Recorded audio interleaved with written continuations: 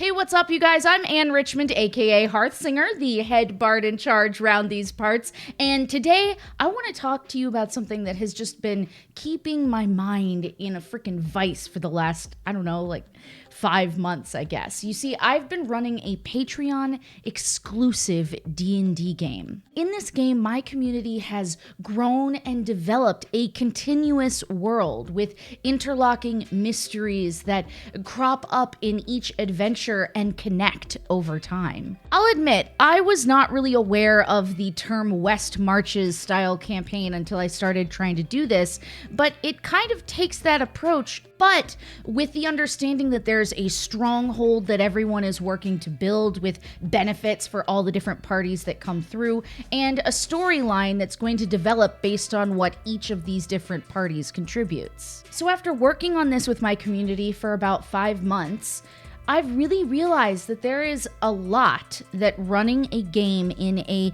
continuous world with lots of different people contributing to it and not just a single party, there's just a lot that has to offer. For instance, people can come and go as they wish without affecting the game. Those of you who have a hard time with scheduling will appreciate the fact that you don't have to feel guilty about signing up for something and then being able to leave for a couple months and come back and be just as equal of a contributor as you were when you first showed up. I've also had a lot of fun allowing people to re-roll. If they're not having as much fun with the character now that they're understanding the themes and the conflicts in the world, they can easily re-roll something else they're more excited about and jump right in. So yeah, there are a lot of benefits to running a ttrpg experience in a continued world across multiple parties and players and one-shots and campaigns, and today I'm gonna give you my top 6 reasons to start doing just that.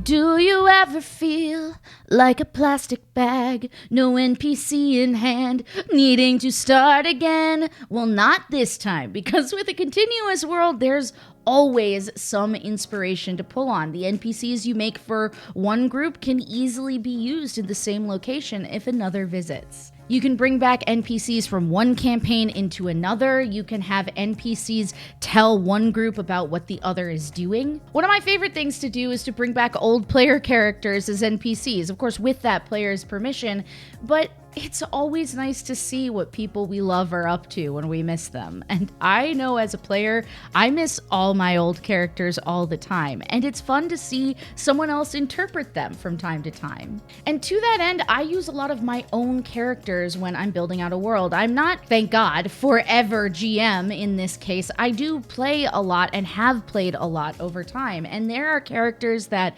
still have unfinished business or things I'd like to see them achieve. Some of them make awesome villains. Some of them are just fun people to have along the road, or someone I could pull from a grab bag if I need someone to run a shop or tell somebody some exposition. It's fun to have somebody that already has dedicated needs and desires that they themselves are on the path to filling. That way they don't become a slave to what the party needs, and you don't end up with a caravan of player characters and NPC pets, which I'm very guilty of providing to my players. Another thing that's really important in D&D, and is one of the hardest things to get, I think, is that you always need to have an opinion about how things in your world operate. It's the thing that takes, for me at least, the most preparation ahead of time.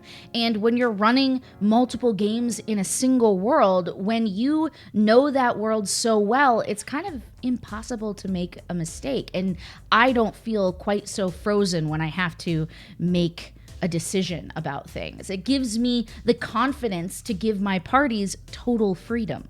One of the other things I love about having a continuous world is that the effects of one party's decisions and actions absolutely have an effect on the others. This keeps things fresh. It means that the world continues without the players taking action, and that makes things feel real. It makes time feel pressing. They have to get things done when they have control over the circumstances, or things might not look the same the next time they sit down to play. I did a video not too long ago about overcoming DM writer's block. I'll put it right up there. But this is one thing that can help you with that, because if one party makes you feel stuck, you don't know what to put in front of them, you can take inspiration from what the other party is up against, and that will always keep things facile and flexible.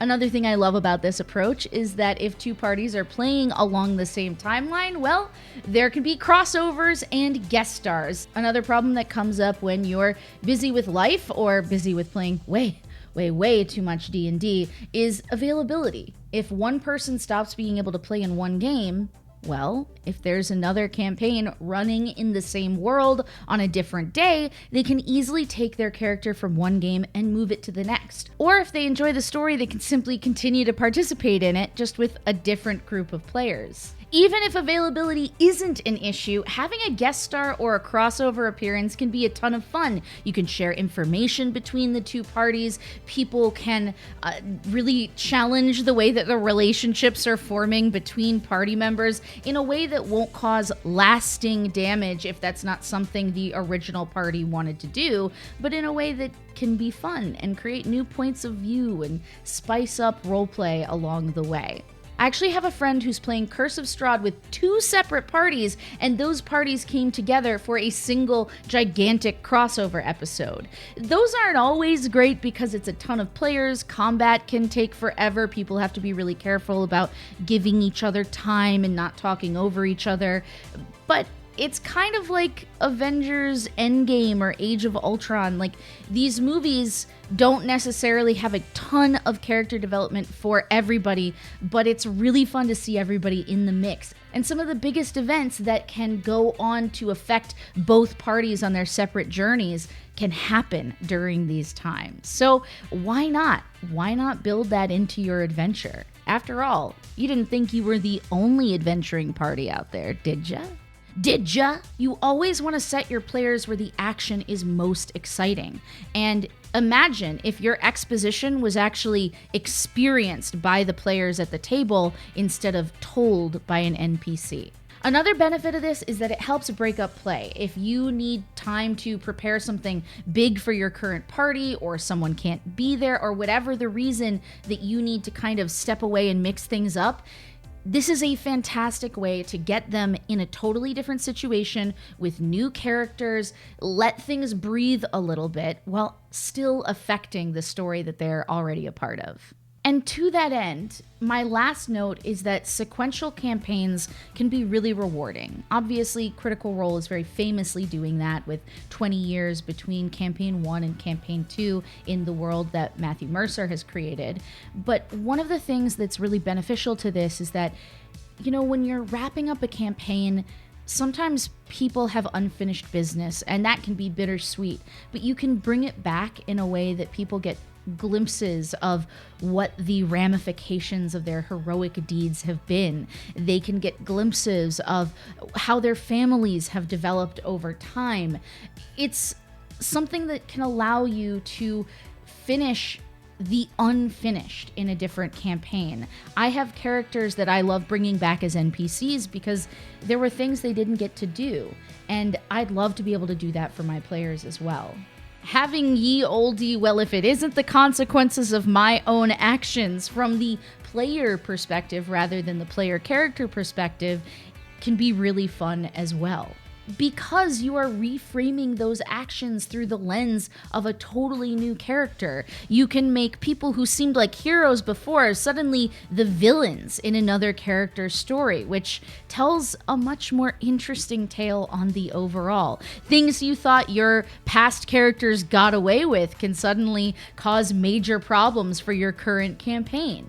When I'm playing a character, I want to feel like their actions are totally motivated, like they're righteous in some way, that I couldn't have done anything differently in a given situation, especially if it was a hard choice.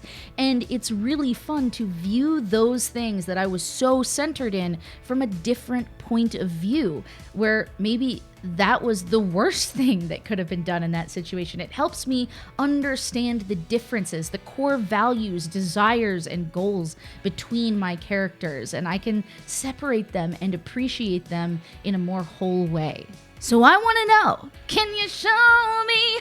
I want to know about the campaigns like me. But really, if you're doing this, I want to hear about it in the comments. I'm happy to answer any questions about how I'm doing it in the comments. Or, of course, you can come check it out on Patreon for yourself. If you want to take a peek into the world I've been creating with the community, I did 2 very special one-on-one shots with my friend Chris Gravenstein that premiered over the past 2 Fridays and are now right here on this channel. So I'll put a link to those in the info section below. Plus, you can like and subscribe for more TTRPG content every single week. I'm also on Twitch on Thursdays and Fridays at 6 p.m. Eastern, and I hope you'll join me there for more fun. And of course, you can follow me at these socials for more of my tabletop RPG adventures and beyond. Note, I am getting a puppy. By the time you see this video, I will probably be snuggling said puppy in my actual arms in my actual house. I will be a mother.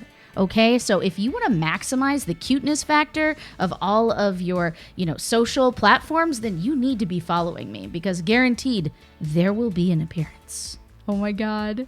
So with all that on the table, I'm out of here and I'll see you next week. Get out there and live your quest life. Bye. If you want to join my party, you gotta get with my friends. Making choices poorly, pain that never ends. If you want to join my party, you have got to give gold into my pockets, and I'll let you live. So what you think about that?